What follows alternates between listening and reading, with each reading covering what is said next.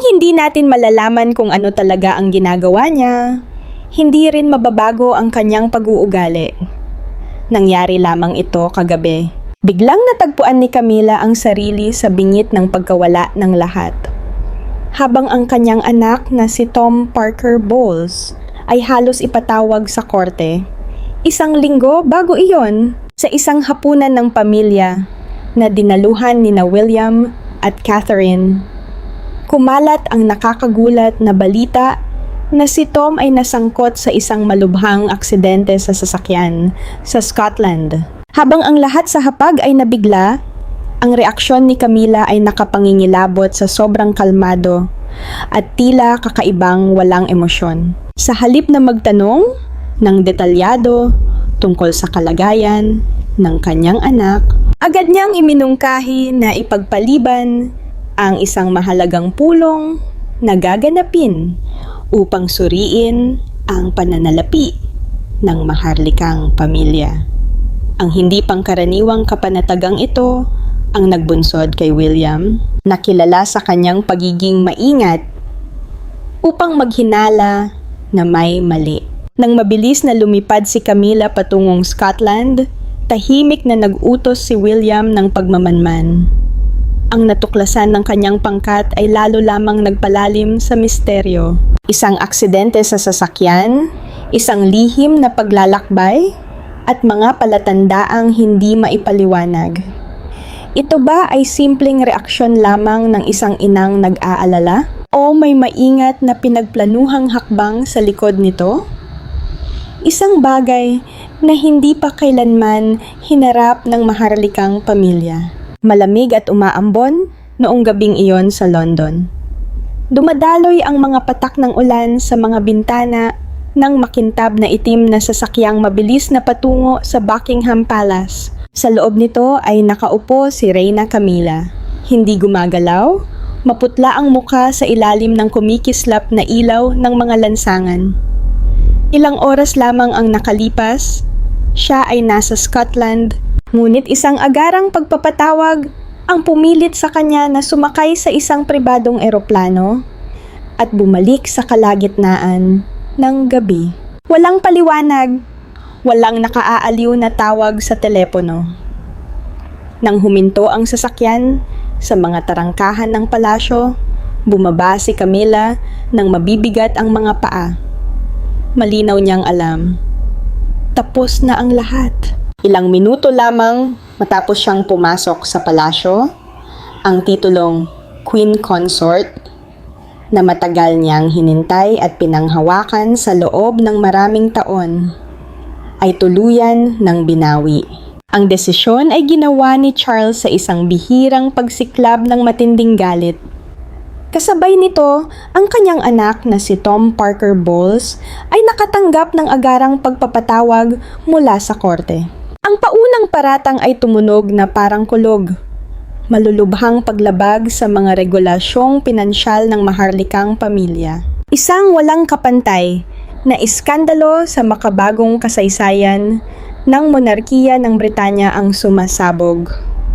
Napakalaki nito na maaaring yumanig sa pinakapundasyon ng institusyon. Ngunit upang maunawaan kung bakit, kailangang bumalik tayo ng eksaktong 1 linggo bago iyon. Noong gabing iyon, ang kapaligiran sa pribadong silid-kainan ng Buckingham Palace ay medyo payapa. Nakaupo si Charles sa kabisera ng mesa, bakas sa kanyang muka ang matinding pagod matapos ang ilang araw ng mabigat na trabaho.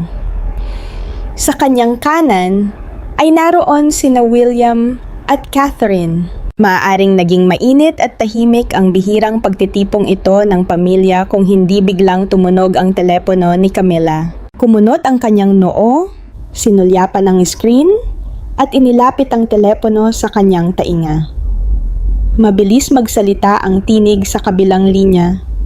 Malinaw na naghahatid ng masamang balita. Tumahimik ang buong mesa. Biglang tumayo si Camilla. Bahagyang nanginginig ang kanyang kamay habang mariin niyang ibinaba ang baso ng pulang alak sa mesa. Ngunit ang kakaiba, ang kanyang boses ay walang bakas ng matinding gulat o labis na sakit na inaasahan mula sa isang inang bagong nakabalita na ang kanyang anak ay naaksidente ng malubha. Huminga siya ng malalim at sinabi sa kahangahangang kalmadong tono, "Charles, kailangan kong lumipad kaagad patungong Scotland. Kailangan ako ni Tom sa kanyang tabi.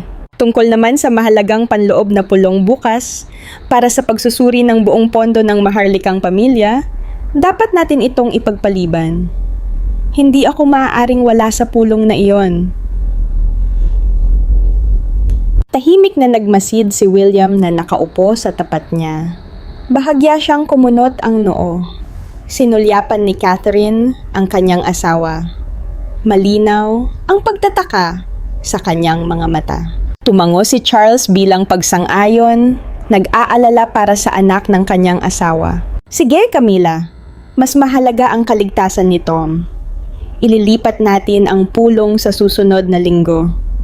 Ako na ang magsasabi sa mga tagapayo." Tumango si Camilla, pilit na pinananatiling kalmado ang kanyang muka. Ngunit nakikita ng lahat na siya ay nagmamadali. Wala pang isang oras, naihanda na ang kanyang mga bagahe. Inutusan ang pribadong eroplano ng maharlikang pamilya na maghanda para sa agarang pag-alis. Bago umalis, lumingon si Camilla kay Charles sa huling pagkakataon. Banayad ngunit matatag ang kanyang boses. "Huwag kang mag-alala sa akin, tatawagan kita pagdating ko." Noong gabing iyon, hindi mapakali si William.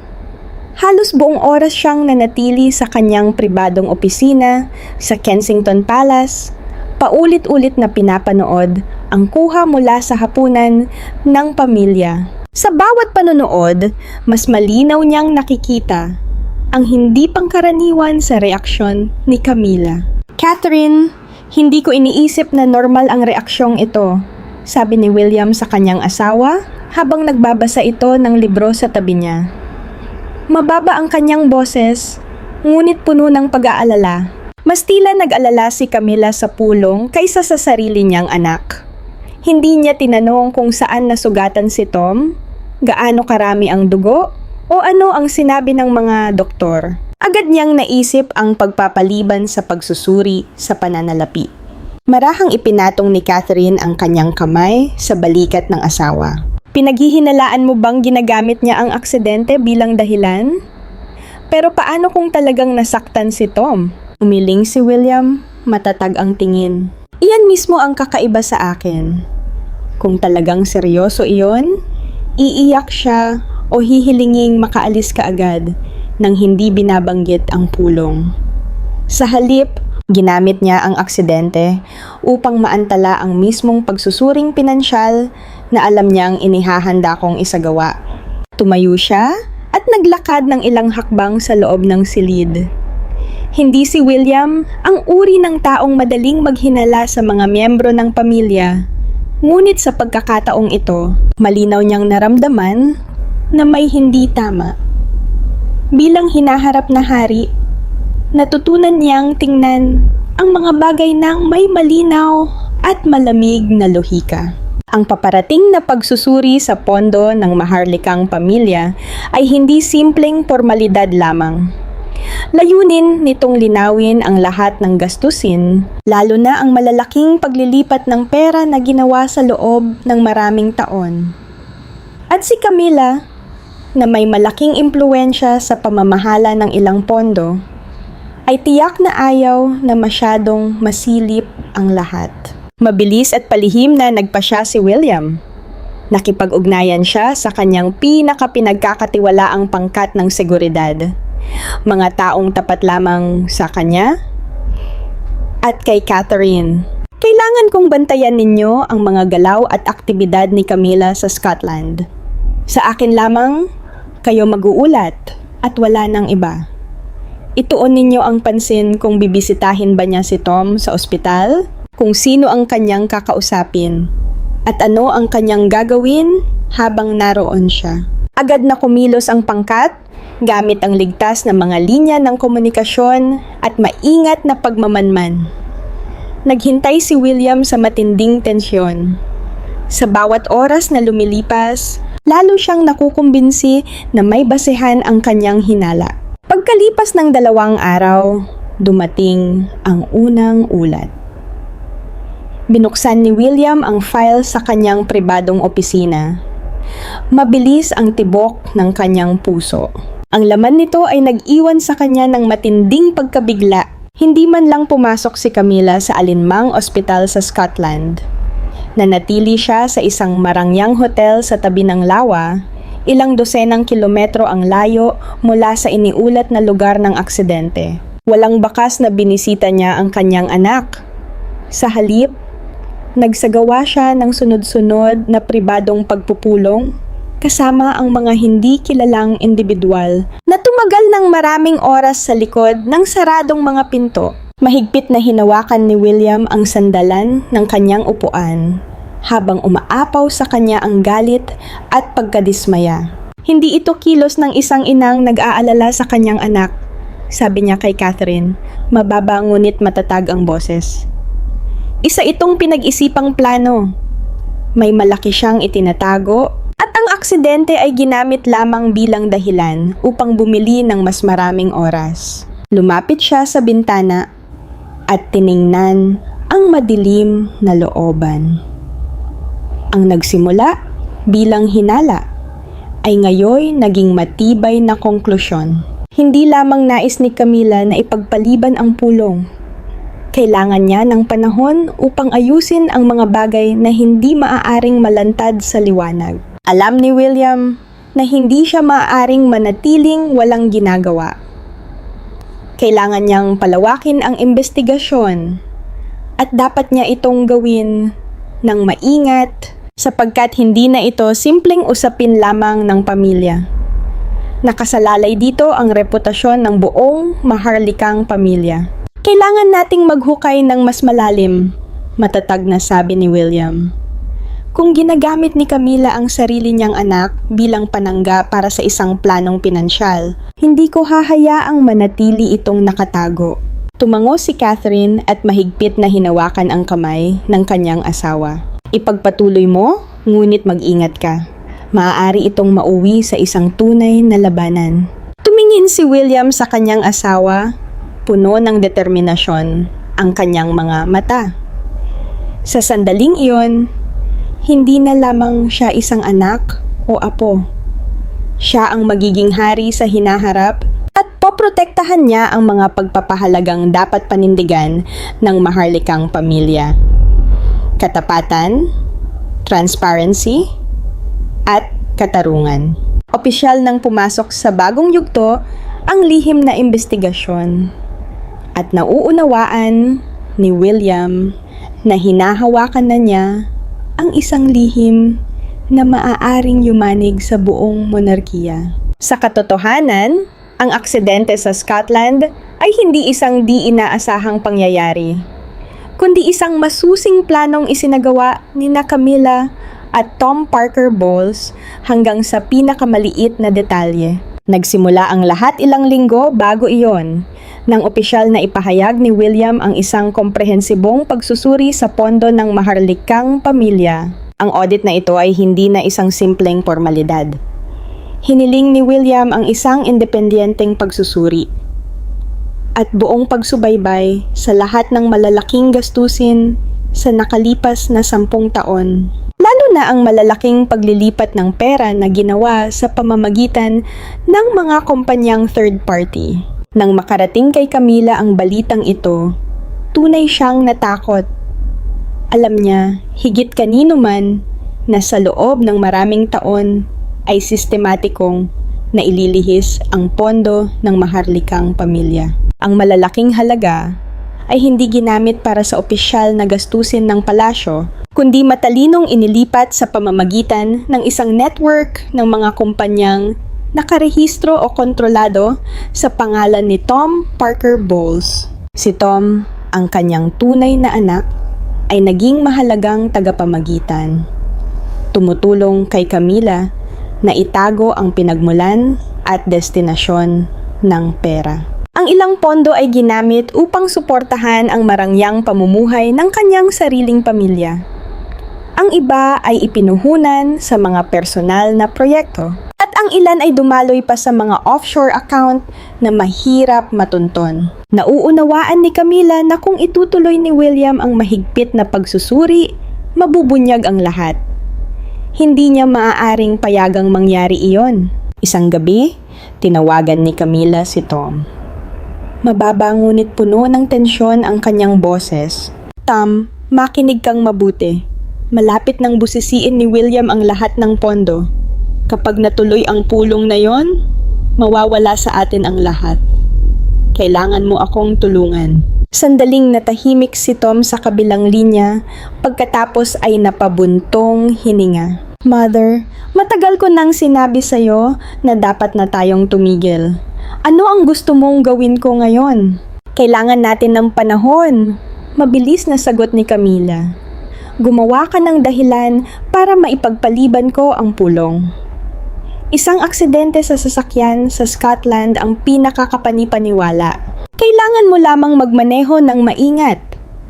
Itaob mo ng bahagya ang kotse sa isang tahimik na bahagi ng kalsada. Iulat ito sa pulisya at manatili sa ospital ng ilang araw. Lilipad ako roon upang alagaan ka.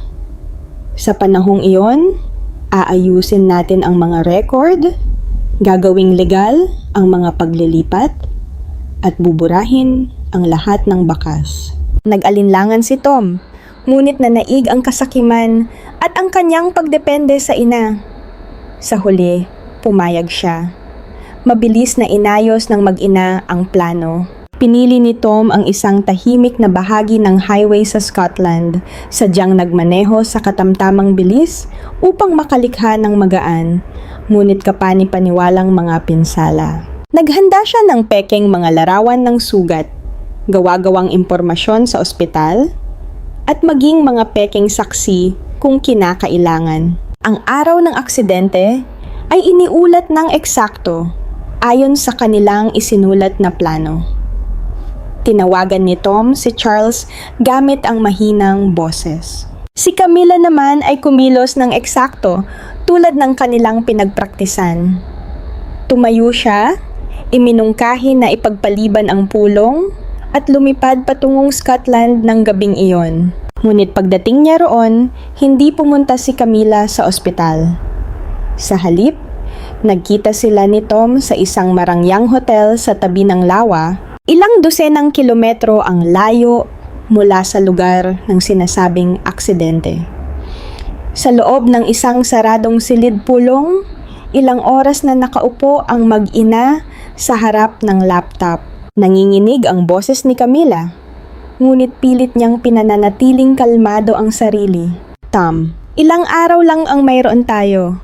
Nailipat ko na ang mga pondo sa pamamagitan ng 3 sa iyong mga subsidiary company. Kailangan mong gumawa agad ng mga pekeng invoice, baguhin ang mga financial report, at ilipat ang ilan sa pera sa mga bagong account upang matakpan ang mga puwang. Tumango si Tom habang tumutulo ang pawis sa kanyang muka. Ginagawa ko na. Pero mother, paano kung talagang naghihinala si William? Hindi siya dapat maliitin. Mahigpit na hinawakan ni Camila ang kamay ng kanyang anak. Sa kanyang mga mata ay mababakas ang halo ng takot at determinasyon. Kaya kailangan nating kumilos ng mabilis. Ginawa ko ang lahat ng ito para sa kinabukasan ng ating pamilya. Hindi natin maaaring hayaang sirain ni William ang lahat. Anak kita. Kailangan mong manatili sa tabi ko. Nagtrabaho sila buong magdamag. Binago ang mga dokumento, binura ang mga internal email, at ang ilang paglilipat ng pera ay ginawang mukhang lehitimo sa pamamagitan ng pekeng mga kontrata. Naniniwala si Camila na sa dagdag na panahong nakuha, mula sa pagpapaliban ng pulong, magagawa nilang itago ang kanilang mga bakas. Nakaramdam pa siya ng kaunting ginhawa, iniisip na maayos na umuusad ang plano. Samantala, hindi tumigil si William matapos mapatunayan na hindi kailanman bumisita si Camila sa alinmang ospital sa Scotland.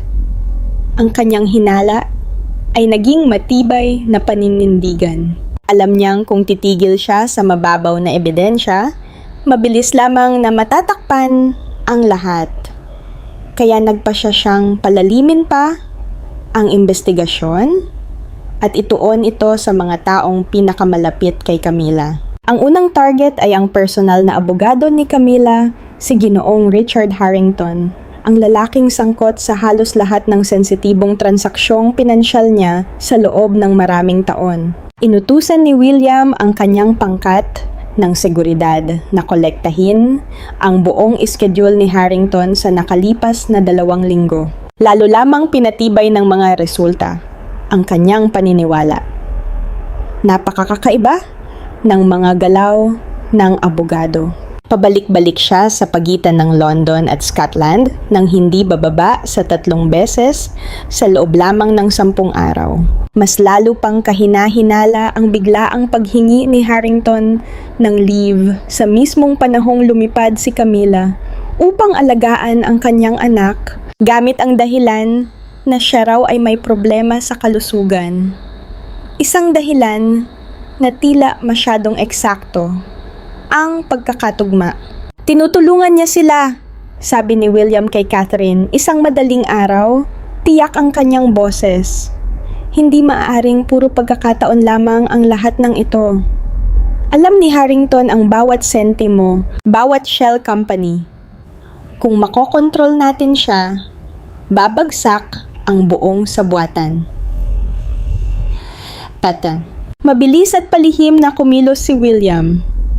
Gamit ang kanyang autoridad bilang tagapagmana ng trono, ipinatawag niya si Harrington nang hindi dumaraan kay Charles. Ang pagpupulong ay ginanap sa isang saradong conference room sa Kensington Palace na dinaluhan lamang nina William, Catherine at 2 sa kanilang pinagkakatiwalaang security advisor. Walang abogado para sa depensa at walang opisyal na recording, hindi bababa sa simula. Nang pumasok si Harrington sa silid, halos maputi na sa takot ang kanyang mukha. Alam niyang ang pagpapatawag na ito ay hindi tungkol sa isang maliit na usapin. Hindi nagsayang ng oras si William. Malamig ngunit matalas ang kanyang boses. Ginoong Harrington, alam na namin na hindi kailanman bumisita si Camila sa anumang ospital sa Scotland. Nanatili siya sa isang hotel, nagsagawa ng mga pribadong pagpupulong, at nag-asikaso ng mga dokumento. Tinulungan mo siya sa buong prosesong iyon, hindi ba? Napalunok ng malakas si Harrington. Mahigpit na yakap ang kanyang lalagyan ng mga dokumento. Your Highness, ginagawa ko lamang ang trabaho ko bilang abogado. Naglagay si William ng isang makapal na file sa ibabaw ng mesa at itinulak ito papunta sa kanya. Narito ang schedule ng iyong mga biyahe sa nakalipas na 2 linggo. 3 pabalik-balik na flight sa pagitan ng London at Scotland. Humiling ka ng leave sa eksaktong araw na lumipad si Camila. Akala mo ba hindi namin ito matutunton? Lalong bumigat ang hangin sa loob ng silid. Matagal na nanatiling tahimik si Harrington, habang unti-unting tumutulo ang pawis sa kanyang noo. Ipinagpatuloy ni William ang pagpiga sa kanya, mababa ngunit makapangyarihan ang kanyang boses. Ayaw kong patagalin pa ito. Kung makikipagtulungan ka ngayon mismo, isasaalang-alang kong bawasan ang iyong pananagutang legal. Ngunit kung patuloy kang magtatakip, ipapatawag ka sa publiko kasama si Tom Parker Bowles at dito magtatapos ang iyong karera bilang abogado. Ibinaba ni Harrington ang kanyang ulo, nanginginig ang kanyang mga balikat. Matapos ang halos 10 minutong nakabibinging katahimikan, tuluyan siyang bumigay. Nanginginig ang kanyang boses nang magsalita siya. Oo, si Tom Parker Bowles ang direktang humawak sa lahat ng paglilipat ng pera. Tumulong lamang ako sa paggawa ng mga kontrata, paglikha ng mga pekeng invoice, at paglilipat ng ilang pondo sa ibang direksyon. Natakot si Queen Camilla na mabubunyag ng pagsusuri sa pondo ang lahat. Ang aksidente sa sasakyan ay kanilang itinanghal upang makabili ng oras at mabura ang mga bakas. Mahigpit na naikuyom ni William ang kanyang mga kamao, sabay na nakaramdam ng matinding galit at bahagyang kasiyahan. Diretso siyang tumingin sa mga mata ng abogado. Sabihin mo sa akin ang lahat, bawat halaga ng pera, bawat kumpanya, bawat paglilipat. At mula ngayon, kailangan mong mangako ng buong kooperasyon. Tumango si Harrington. Wala na siyang ibang malalabasan. Sa sumunod na 2 oras, nagbigay siya ng napakaraming impormasyon. Listahan ng mga shell company na kontrolado ni Tom, kasaysayan ng mga paglilipat sa pamamagitan ng mga ghost account, at mga internal email na nagpapatunay na si Camila mismo ang nagbigay ng direktang utos. Inamin pa ng abogado na tumulong siya sa pagbabago ng mga financial report ilang araw lamang bago lumipad si Camila patungong Scotland. Nang umalis si Harrington sa silid, tumayo si William at huminga ng malalim. Humarap siya kay Catherine.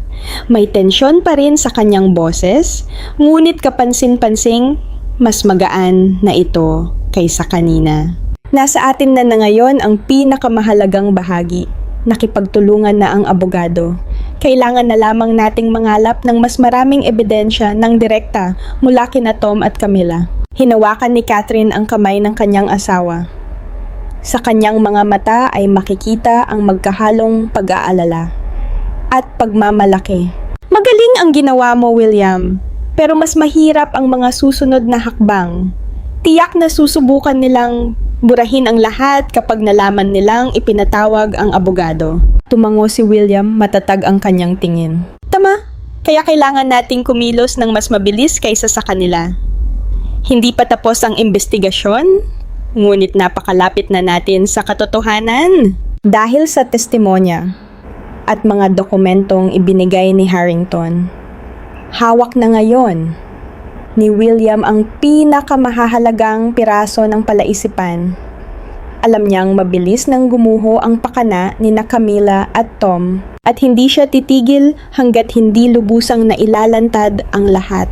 Samantala, sa isang marangyang suite sa hotel sa tabi ng lawa sa Scotland, ang kapaligiran sa silid ni na Camila at Tom Parker Bowles ay kasing higpit ng isang lubid na malapit ng mapigtas. Hawak ni Tom ang kanyang telepono, paulit-ulit na tinatawagan ang abogadong si Richard Harrington.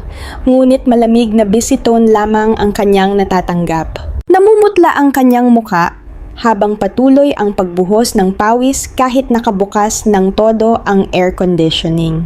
Hindi sumasagot ang abogado, 3 oras na, sigaw ni Tom, nanginginig ang boses sa takot. Hindi niya kailanman pinapatay ng ganito ang kanyang telepono. May nangyari na. Nakaupo si Camila sa tabi ng mesa. Mahigpit na hawak ang isang baso ng tubig hanggang sa pumuti ang kanyang mga daliri. Sinubukan niyang manatiling kalmado, ngunit nagsisimula ng manginig ang kanyang boses. Tawagan mo ulit. Huwag kang tumigil, Tom. Maaaring nasa eroplano siya o may sumusunod sa kanya. Ibinagsak ni Tom ang telepono sa mesa. At naglakad-lakad na parang hayop na nakakulong sa hawla. Mother, paano kung nahuli na ni William ang abogado? Alam niya ang lahat tungkol sa atin, bawat kumpanya, bawat paglilipat. Kailangan nating burahin ang lahat ngayon din. Huminga ng malalim si Camila. Pinipilit na bawiin ang kanyang composure. Nauunawaan niyang ang panic ay hahantong lamang sa mas maraming pagkakamali, ngunit nauubos na ang oras. Tumango siya, mabagsik ngunit puno ng takot ang kanyang boses. Tama ka!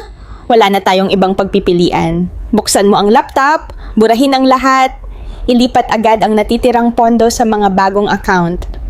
Gumawa ng karagdagang mga pekeng invoice at kanselahin ang bawat electronic contract na maaaring matunton.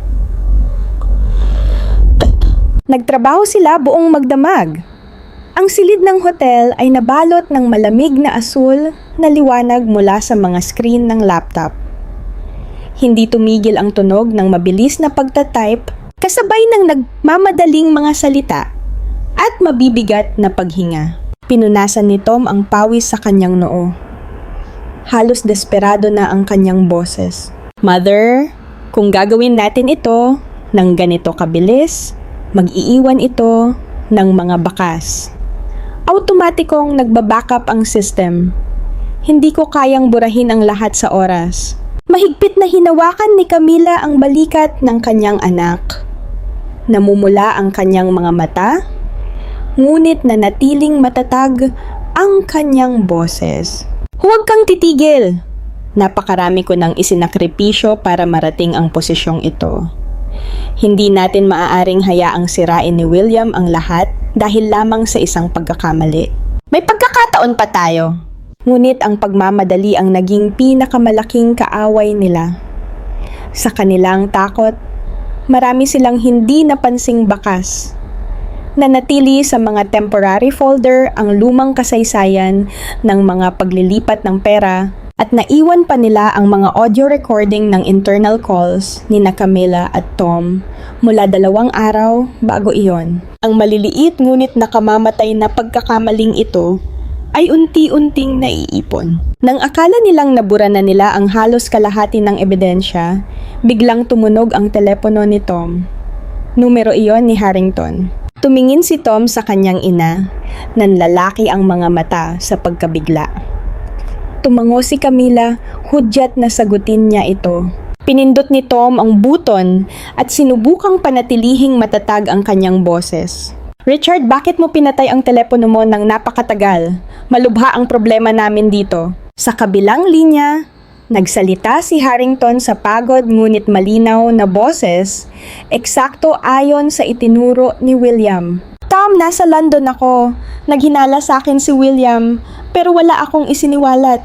Nataranta si Tom, halos pumutok ang kanyang boses. Richard, kailangan mo kaming tulungan. Ang lahat ng pondong iyon ay iniutos ng aking ina. Ako lamang ang pangalan sa mga account. Hindi ka maaaring magsalita. Ipinagpatuloy ni Harrington ang pag-akay sa usapan, sadyang nagtatanong upang makahingi pa ng mas maraming detalye. Sa kanyang panik, hindi na malayang isiniwalat ni Tom ang mas mahahalagang impormasyon. Malinaw na naitala ang buong tawag sa panig ni Harrington. Napaupo si Camila sa isang upuan, tinakpan ang kanyang bibig ng kamay. Ramdam niyang ang planong pinagpaguran niyang buuin ay unti-unting gumuho, piraso-piraso. Ang mga pagkakamaling nagawa nila habang binubura ang ebidensya ay naging buhay na patunay laban sa kanila. Bumulong siya, puno ng desperasyon at galit ang kanyang boses. May maiisip ako. Hindi natin maaaring hayaang matapos ang lahat ng ganito. Ngunit sa London, katatanggap lamang ni William ng recording at karagdagang datos mula kay Harrington. Alam niyang humihigpit na ang lambat. Nagpapanik na sina Camila at Tom at ang mismong panik na yon ang nagtutulak sa kanila ng mas malalim sa bitag na sila mismo ang gumawa. Noong mismong gabing iyon, pumasok si William sa pribadong silid-aralan ni Charles makalipas ang 11:00 ng gabi. Bitbit ang isang makapal na briefcase. Seryoso ang kanyang muka, bakas sa mga mata ang pagod, ngunit kitang-kita rin ang matibay na determinasyon. Nakaupo si Charles sa likod ng kanyang mesa, nakatingin sa anak ng may halong pagtataka at pag-aalala. May mahalaga akong kailangang sabihin sa'yo, sabi ni William, mababa ngunit matatag ang boses. Hindi ito maliit na usapin. Nakalap ko na ang lahat ng ebidensya. Umayos ng upo si Charles at sinenyasan si William na maupo. Inilapag ni William ang briefcase sa ibabaw ng mesa at binuksan ito ng paunti-unti. Malinaw at walang pag-aalinlangan ang kanyang boses habang nagsasalita. Sina Camila at Tom ay matagal nang kumukuha ng pera mula sa pondo ng maharlikang pamilya. Sa loob ng maraming taon, Nailipat nila ang 10-10 milyong libra sa pamamagitan ng isang network ng mga kumpanyang nakarehistro sa pangalan ni Tom. Ang aksidente sa Scotland ay isa lamang takip upang maipagpaliban ang pagsusuri sa pondo. Mabigyan sila ng panahon na burahin ang mga bakas at gawing lehitimo ang daloy ng pera. Hawak ko ang testimonya ng abogadong si Harrington, ang naitalang pag-uusap nila ni Tom, detalyadong kasaysayan ng mga paglilipat at mga ebidensyang hindi nila nabura sa oras. Binaligtad ni Charles ang mga pahina. Ang kanyang muka ay unti-unting nagbago mula sa pagkabigla tungo sa matinding galit. Huminto siya sa bahagi ng recording at nakinig sa isang maikling sipi. "Hindi ako makapaniwala," sabi ni Charles, nanginginig ang boses sa galit at sakit. "Ginawa ito ni Camilla. Ginamit niya ang sarili niyang anak upang pagtakpan ang lahat. Sinamantala niya ang buong maharlikang pamilya." Tumango si William. Pinananatiling kalmado ngunit mabigat ang kanyang tono. "Sinuri ko ng mabuti ang lahat. Magkakatugma ang mga ebidensya. Kung hindi tayo kikilos kaagad, malubhang masisira ang dangal ng maharlikang pamilya." Iminumungkahi kong ipatawag si Camilla pabalik sa London ngayong gabi. Hindi na natin siya dapat bigyan pa ng pagkakataong magpatuloy sa pagbura ng ebidensya. Matagal na nanahimik si Charles. Tumingin siya sa labas ng bintana sa kadilimang bumabalot sa London. Sa huli, napabuntong hininga siya ng malalim at tumango. "Tama ka! Kailangang bumalik si Camilla sa London ngayong gabi. Opisyal ding ipapatawag si Tom Parker Bowles. Walang lugar sa maharlikang pamilya ang ganitong mga gawain." Sa loob lamang ng 2 oras, inilabas ang agarang pagpapatawag. Lumipad ang pribadong eroplano mula Scotland, dala si Camilla pabalik sa gitna ng gabi. Nang bumaba siya mula sa eroplano, maputla ang kanyang mukha na tila nawalan na ng anumang bakas ng dignidad ng isang reyna. Naghihintay ang mga tauhan ng seguridad. At agad siyang inihatid papasok sa palasyo nang walang anumang paliwanag. Nakatayo si Charles sa malaking silid-pulong. Malamig at tiyak ang kanyang boses habang humaharap kay Camilla.